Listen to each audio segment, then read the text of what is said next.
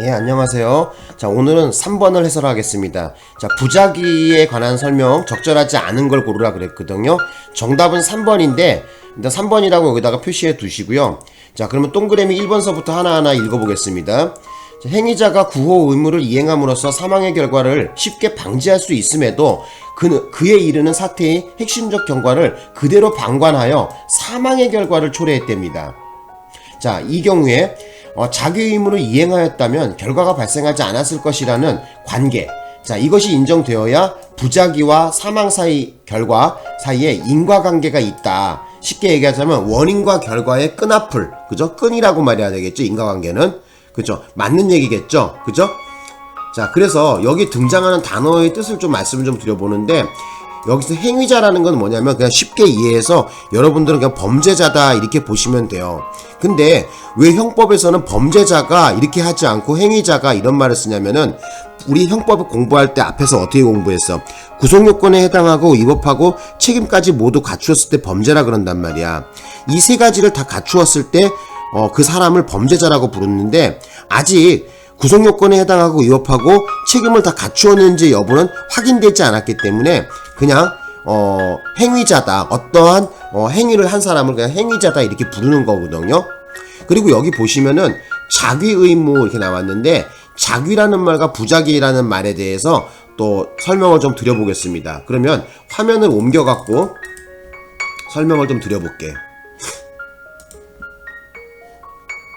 빨리 화면이 안 바뀌냐? 자, 봅시다. 자, 일단 여기다가 자귀를 적어봤고요. 또 하나는 부작위. 자, 자귀하고 부작위를 이렇게 적어봤어요. 자귀라는 것은 뭐냐면요, 적극적인 행동을 얘기합니다. 적극적 행동. 그리고 부작위라는 것은 뭐냐면은 의식적으로 아무것도 하지 않는 거야. 의식적으로 아무것도 하지 않는 거, 이거 부작위라 그래. 되셨나요? 자, 일단 자귀하고 부작위는 구분하시겠죠, 그죠? 그러면 대표적인 샘플을 한번 들어볼게요. 거기다 범자만 붙이면 자기범 뭐 이런 거거든요. 자, 이렇게 자기범은 대표적인 샘플이 뭐가 있냐면은 적극적인 어떤 행동이 들어가는 게 뭐가 있냐. 살인죄 같은 경우에는 칼로 들고 사람을 찌르는 행위가 있잖아, 그죠? 적극적인 어떤 행위가 있는 거죠, 그죠? 살인죄가 있다 이렇게 볼 수 있고요. 부작위범 같은 경우에는 아무것도 하지 않는 거야, 그냥. 아무것도 하지 않는 거. 자, 그러면 아무것도 하지 않는데, 그죠? 부작위범. 아무것도 하지 않는 뭐가 있을까? 이런 거 대표적인 예로 부작위범에는 어떤 게 있죠? 부작위범에 이런 게 있을 수 있죠. 그 뭐라 그러지? 퇴거불응죄 같은 거, 그죠? 물론 퇴거불응죄 같은 경우에는 뭐 진정부작위범인데 어쨌든 가만히 있는 거야, 가만히, 그죠? 자, 예를 들면 이런 거야. 집에 누가 찾아왔어요. 띵동 눌러요. 그래갖고 누구세요? 했더니 택배요. 그래요. 그래서 이제 나가봤어. 그랬더니 택배 아저씨가 아니라 교회에서 나온 교회 광고하러 나온 아줌마야. 교회 댕기라고 막 귀찮게 막 일요일날 막 연설을 하고 있어. 그래서 내가 그 아줌마 보고, 아줌마 나가세요, 빨리 우리 집에서 나가세요, 이렇게 명령을 했단 말이에요. 그죠? 근데 안 나가. 가만히 있어. 그죠? 가만히 있으면 이거 뭐예요? 바로 부작위범이 되는 거거든요. 그 경우에 진정 부작위범도 되지만 바로 이 경우에 바로 일반적인 부작위범으로 설명할 수가 있습니다. 퇴거불응죄를 갖다가 설명을 좀 드려봤고요. 그러면 일단 자귀하고 부작위에 대해서는 여러분 어느 정도 이해는 하셨죠, 그죠? 자귀가 뭐고 부작위가 뭔지 이제 아시겠죠, 그죠? 어쨌든 부작위라는 것은 가만히 있는 거야. 아무것도 하지 않고 가만히 있는 거. 되셨나요? 자, 그러면 이제 또 설명을 또 드려볼게요. 진정부작위범이 있고 부진정부작위범이 있거든요. 자, 부작위범에는 두 개가 있어요. 두 개. 자, 하나는 뭐냐면은 진정부작위범. 아까 위에서 설명했던 명령규범 위반했던 거 있거든요. 자, 진정부작위범이라는 것은 명령 규범을 위반한 자. 자, 이걸 갖다가 진정부작위범이라 그래요. 아까 이게 한번 설명했었지만, 위에서 설명했지만, 퇴거불응죄 같은 거 있죠? 자, 퇴거불응죄 같은 거.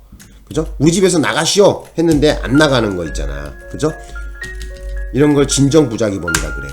그리고 또 하나는 뭐냐면은, 부진정부작위범이라고 또 있어. 자, 부진정부작위범은 뭐냐면은, 자기범으로 규정된 범죄를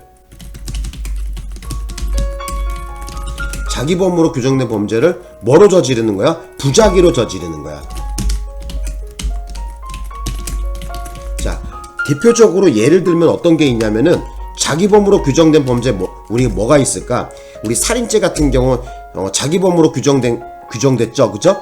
사람을 칼로 찔러서 사람의 생명을 뺏는 거 아니냐? 어떤 적극적인 어떤 행위가 들어가는 거잖아. 살인죄 같은 게 있겠죠? 자기범으로서. 그래서 살인을 저지르는데, 그죠? 살인을 이렇게 해야 되겠다. 살인을 저지르는데, 살인죄를 저지르는데 해야 되겠다. 살인죄를 저지르는데, 가만히 있는 것이, 가만히 있었음에도 살인죄와 동일하게 볼 수 있는,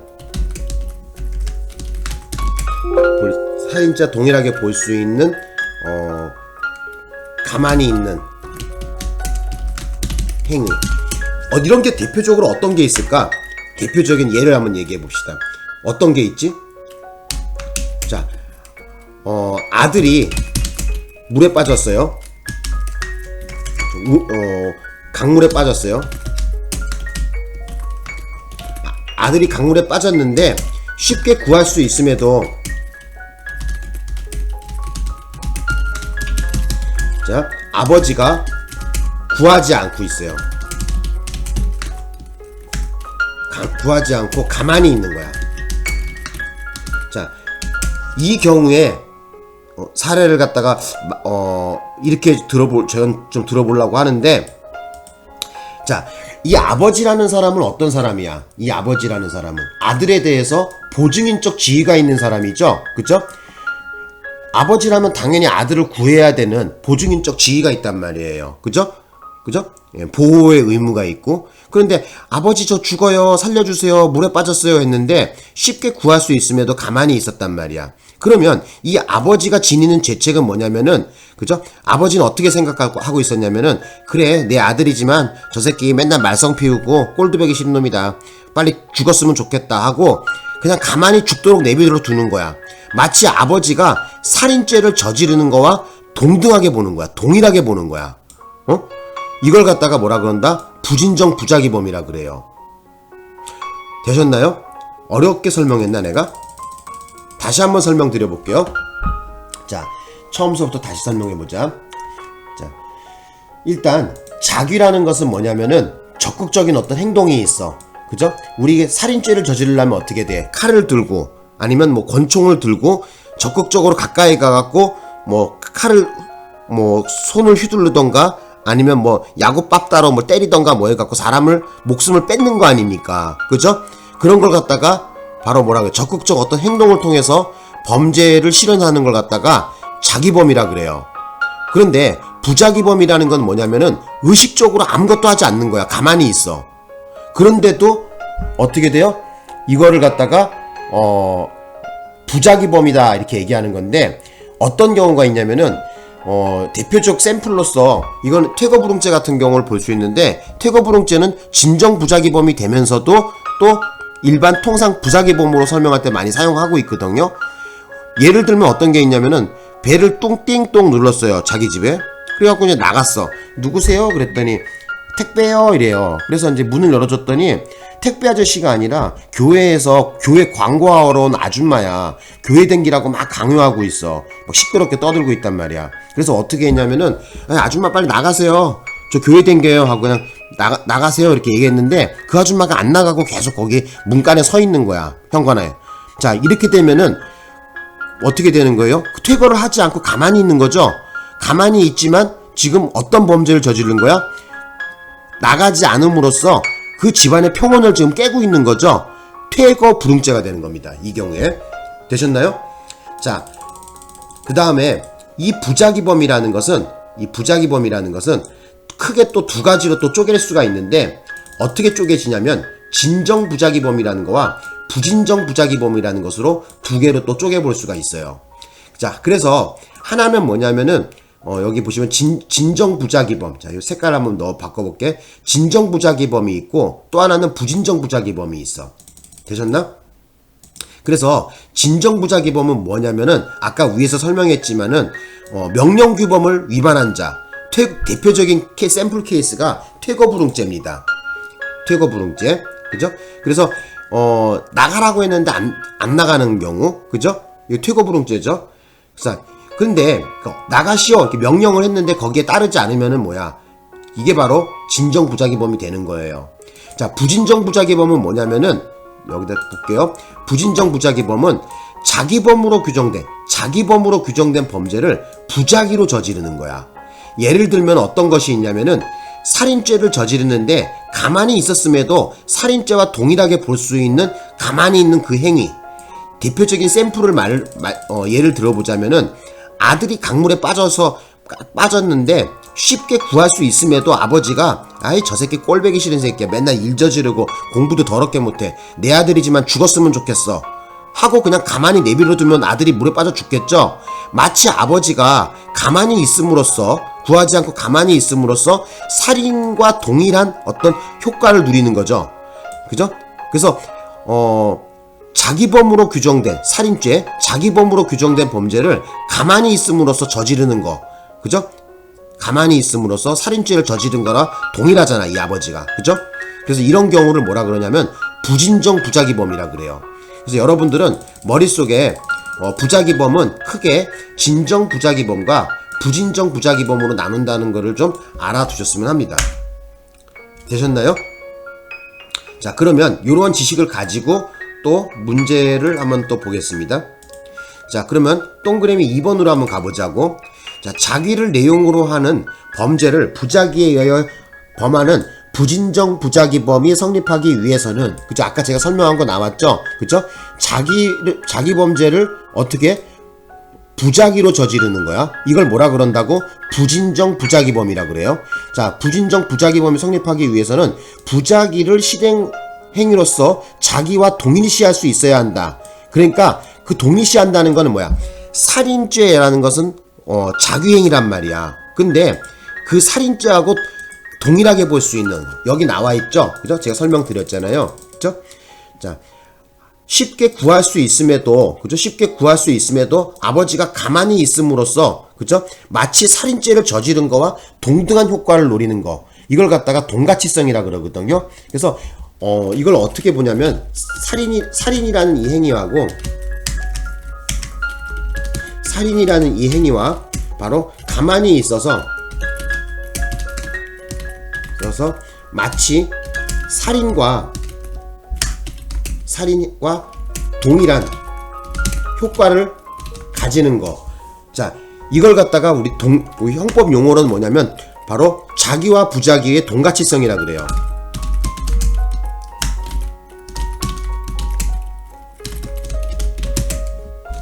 같이 동등하게 보는 거야. 살인을 저지른 자기범으로 규정된 이 살인 범죄를 가만히 있어서 마치 살인과 동일한 효과를 누리는 거. 이걸 갖다가 자기와 부작위의 동가치성이 있다. 이렇게 보는 거예요. 되셨나요? 자, 그러면 자, 여기 나와 있는 것 얘기가 어떤 얘기야? 그래서 자, 볼게요. 여기 나와 있는 게 부작위를 실행 행위로서 자기와 동일시할 수 있어야 돼. 동가치성을 얘기하는 거죠. 그죠? 그래서 맞는 얘기죠, 이것도. 그죠? 자, 그 다음에 이제 3번을 한번 봅시다. 자, 3번. 자, 3번. 자, 3번 보자고. 자, 3번에 보면은 3번이 지금 풀렸거든요. 자, 3번 여기 한번 봅시다. 이거 판례 내용인데, 경찰관이 불법 체류자의 신병을 출입국 관리소에 인계하지 않고 훈방하면서 이들의 인적사항조차 기재해두지 않았대요. 이거 문제 있는 경찰관이죠? 그죠? 당연히 어떻게 돼요? 인적사항은 기록해 놔야 되겠죠? 어찌됐든 파출소에 오건 경찰서에 오건 공무수행을 했다고 한다면, 어떤 조치를 취했다고 한다면, 뭐 피의자가 됐던 피해자가 됐던 아니면 뭐 참고인이 됐던 인적사항은 무조건 다 기록해 놓으시는 게 좋습니다. 나중에 훗날 이런 거 안 적어놨다 해갖고 가끔 가다가 문책당하는 경우가 많아요. 여기 나와 있는 것처럼 지금 불법 체류자라는 것은 지금 범죄를 저지른 거죠, 그죠? 불법 체류라는 범죄를 저지른 거 아니야, 그죠? 이 사람을 인계하는 데 있어서 인계하지 않고 훈방하면서 인적사항은 적어줘야 되는데 기재해두지 않았대요. 어떤 직무유기죄는 뭐야 이거? 아무것도 조치를 취해야 될 놈이 조치를 취하지 않아서 생기는 바로 범죄란 말이야, 그죠? 경찰관이 그 직무를 이행해야 되는데 직무를 이행하지 않아서 성립하는 범죄야, 그죠? 직무유기라 그러죠. 그래서 자규에 의한 직무유기가 아니라 부작위에 의한 직무유기죄가 성립하는 거죠. 그래서 여기에 부자가 빠졌어, 여기에. 되셨나요? 그래서 동그라미 3번이 정답이겠죠. 부작위에 의한 직무유기죄가 성립한다, 요렇게 말을 만들어야 되겠죠. 근데 내가 볼 때 글쎄 뭐 여기 지금 요 3번 문제는 그렇게 어려운 문제 같지는 않아 보여요, 그죠? 물론 뭐 이번 형법시험 어려웠다고 난리 법석을 볶아댔는데 모르겠어요. 이 3번 문제만큼은 그렇게 어려운 문제로 보이지 않습니다. 동그라미 4번 보겠습니다. 압류된 골프장 시설을 보관하는 회사의 대표이사가 위 압류시설의 사용 및 봉인 훼손을 방지할 수 있는 적절한 조치 없이 골프장을 개장하여 봉인이 훼손되게 했답니다. 자, 이 경우에 어떻게 되는 거야? 지금 요것을 방지하여야 할 의무를 갖고 있는 양반이 바로 그 골프장 회사의 대표이사란 말이야. 그러면 적어도 출입금지 어떤 라인을 만들어 놓던가 아니면 직원을 배치해서 여기 들어오시면 안 됩니다, 여기에는 출입할 수 없습니다, 뭐 이런 봉인을 하던가 뭔가를 조치를 취해야 되겠죠. 하지 않고 가만히 내비둬 갖고 뭐라 그러죠? 봉인이 훼손됐다고 한다면 부작위에 의한 바로 공모상 표시 무효죄가 성립하는 거죠, 그죠? 요거 맞는 얘기입니다. 그래서 우리 판례가 인정한 거예요. 그래서 요 문제는 제가 보기에는 되게 쉽게 보이거든요. 근데 물론 다른 문제는 좀 어려워 보였었어요. 근데 이 3번 문제만큼, 이 부작위범 이 문제만큼은 제가 보기에는 되게 쉬워 보입니다. 자, 그러면 시간이 꽤 지금 남았는데 한번 가서 또 보자고. 자, 설명을 또 드려볼게요. 자, 아까 우리 공부한 것 중에서 뭐가 있었어? 부진정 부작위범이라는 거 우리 공부했었잖아요. 부진정 부작위범에 대해서 성립 요건에 대해서 좀 설명을 좀 드려볼게요. 우리 시험에서 나오는 것은 다 자기범이니 부작위범이니 이런 건 시험에 직접적으로 물어보지는 않습니다. 또 진정 부작위범도 시험에 잘 안 나와요. 그럼 뭐가 선생님이 시험에 나옵니까? 바로 부진정 부작위범이 시험의 짱이죠, 그죠? 부진정 부작위범은 여기 나와 있는 것처럼 자기범으로 규정된 범죄를, 살인죄, 이것을 어떻게 하는 거야? 부작위로 저지르는 거야, 그죠? 마치, 그죠? 자기로 저지른 거와 동일한 법적 효과를 누리는, 그죠? 자기로 저지른 거와 동일한 효과를 누리는 걸 바로 부진정 부작위범이라 그래요. 그렇기 때문에 이 요건에 대해서 정확하게 알고 있어야지 여러분이 시험을 대비할 수 있겠죠. 부진정 부작위범의 요건. 자, 요렇게 좀 정리해 볼게요. 부진정 부작위범의 요건. 저는 어떻게 암기했냐면은 예전에 이제 공부할 때인데 이거를 이렇게 암기했어요. 좀 약간 발음상은 조금 약간 좀 멋있게 해요. 자, 보지작가 동행기거든요. 자, 보지작가 동행기. 이게 무슨 말이냐? 일단 보에 대해서 얘기해 볼게요. 보. 자, 보지는 뭐냐면요. 보지는 바로 보증인적 지위를 얘기합니다. 보증인적 지위가 있어야 돼요. 보지 작가. 작은 뭐냐면 작은 자기 의무를 얘기해요. 그 다음에 가는 뭐냐면은 이행 가능성. 그 다음에 보지 작가 동인기. 동은 뭐냐면은 동가치성이야. 자, 동가치성이 뭐냐면요. 아까 얘기했지만은, 그죠? 부진정 부작위범 아까 설명했죠. 자기 범으로 규정된 범죄를 부작위로 저지른다 그랬어. 예를 들어서 살인이다. 그러면은 가만히 있었단 말이야. 가만히 있었는데 그냥 일반인이 가만히 있으면 안 되고 그 살인이라는 것을 살인죄를 사람이 죽는 위험을 갖다가 막아야 될 사람이 있겠죠. 그죠? 가만히 있어서 죄가 되는 것을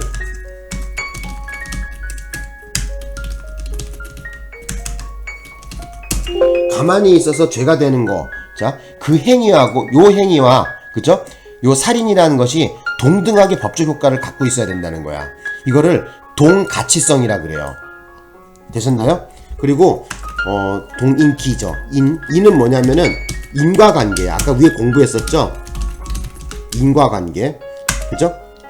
그리고 동인기. 기는 뭐냐면 기대 가능성이 있어야 돼. 기대 가능성이라는 것은 적법 행위를 기대한다는 말입니다. 여기서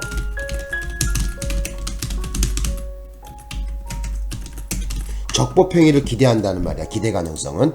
그래서 부진정 부작위범의 요건에는 그죠? 첫 글자만 따면은 보지작과 동인기다. 이렇게 말씀을 드릴 수가 있고요. 그죠? 이 색깔을 좀 저거로 해볼까? 빨간색으로 해볼까? 이렇게 좀 적었습니다. 그래서 암기할 때 저는 이렇게 암기했어요. 자, 부진정 부작위범의 요건 보지작과 동인기. 그래서 보지는 뭐냐면요, 보증인적 지위를 말하고요, 작은 자기 의무, 이행 가능성. 그죠? 예를 들어 갖고 이런 경우가 있잖아. 아들이 물에 빠져서 죽는다고 막 전화가 왔어. 아버지 저 살려주세요. 저 지금 물에 빠져 죽어요. 하고 전화가 왔어요. 그런데 아버지가 저 부산에 있어. 그죠? 근데 서울까지 올라 그러면은 KTX를 타고 와도 3시간 이상 걸린단 말이야. 이거 아들 못 구하겠죠? 이행 가능성이 없잖아요. 그래서 부진정 부작위범을 범죄로 보려고 한다면 그것을 구조할 수 있는 어떤 위험 방지를 할 수 있는 이행 가능성이 있어야지 됩니다. 그 다음에 동가치성. 이거 제일 중요하죠. 시험에서 짱이죠. 그죠? 아까 여기 설명했지만은 아까 자기범으로 규정된 이 살인죄라는 거와 그 가만히 있어 죄가 되는 거와 동등한 법적 효과를 동등하게 평가할 수 있어야 된다는 거야. 이 행위와 이거와 살인이라는 이거와 가만히 있는 이 행위가 동가치성, 그죠? 가치가 동일하게 보는 거야. 예를 들면 어떤 것이 있냐면 우리 세월호 사건에 있어서 세월호 배 아시죠? 그죠?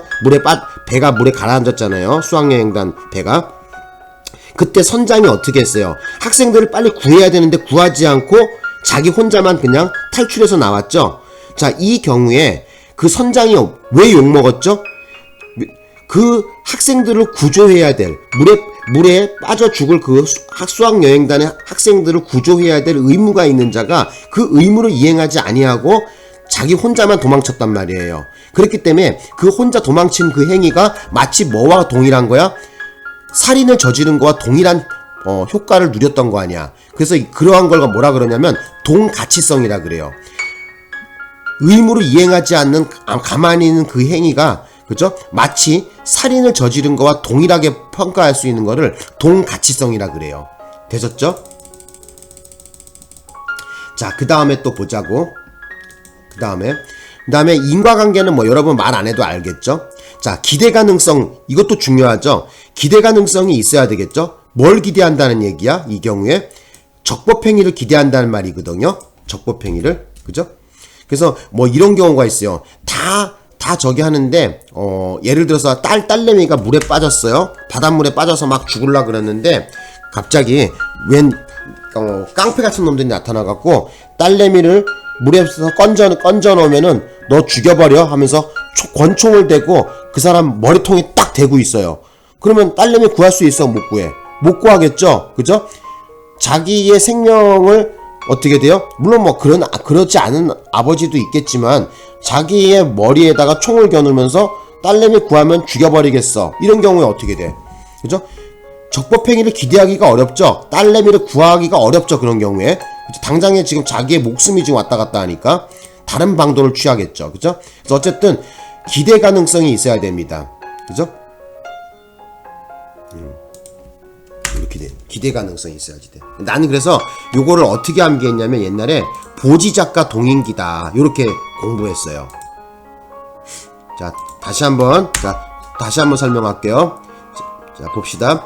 자, 부진정 부작위범의 요건이 뭐다고? 바로 보지작가 동인기야. 자, 보지는 뭐라고? 보증인적 지위를 말하고요. 작은 자기 의무, 가는 이행 가능성. 그죠? 그 다음에 동은 뭐예요? 동가치성. 이는 뭐야? 인과관계를 말합니다. 그리고 자, 마지막으로 하나가 더 있죠. 뭐 있었어요? 기대 가능성이 있었죠. 그죠? 조금 내려와 보자. 기대 가능성. 자, 기대 가능성. 자, 적법행위를 기대한다는 말이야. 그래서 기대 가능성이 선생님 무슨 말이에요? 바로 적법행위를 기대한다는 말이야. 되셨나요? 자, 그래서 어쨌든 부진정 부작위범의 요건 이렇게 공부를 했습니다. 근데 3번 문제가 되게 쉬웠는데 너무 저기 설레발이를 내가 쳤나 이런 생각도 들어. 문제를 다 꼼꼼히 보고 나서 문제가 어려웠다고 평을 했어야 되는데 보니까 3번 문제 같은 경우에는 너무 개껌이죠. 이런 거는. 그죠? 어쨌든 뭐 제가 봤을 때 여러분 조금만 공부하시면 다 충분히 붙어요. 너무 걱정 안 하시는 게 좋을 것 같아요. 그래서 3번 문제 같은 경우에 이런 문제만 나와주면 뭐 땡큐 아리가또죠 뭐. 그죠? 자, 어쨌든 여기까지 공부를 하고요. 그리고 아까 제가 막 댓글 좀 달아놓고 하라 그랬더니 많은 또 여기 구독자분께서 시청자께서 또 여기 댓글도 많이 달았더라고요. 그래서 뭐 시험 어려웠다고 하소연도 많이 저한테 하고요. 뭐 고맙습니다. 뭐 어쨌든 뭐 공부하시면서 애로사항 같은 것도 좀 적어 놓으시고 하세요. 제가 강의 연구할 때 많이 참고해서 반영을 하겠습니다. 자, 그러면 오늘 수업은 여기까지 하겠습니다.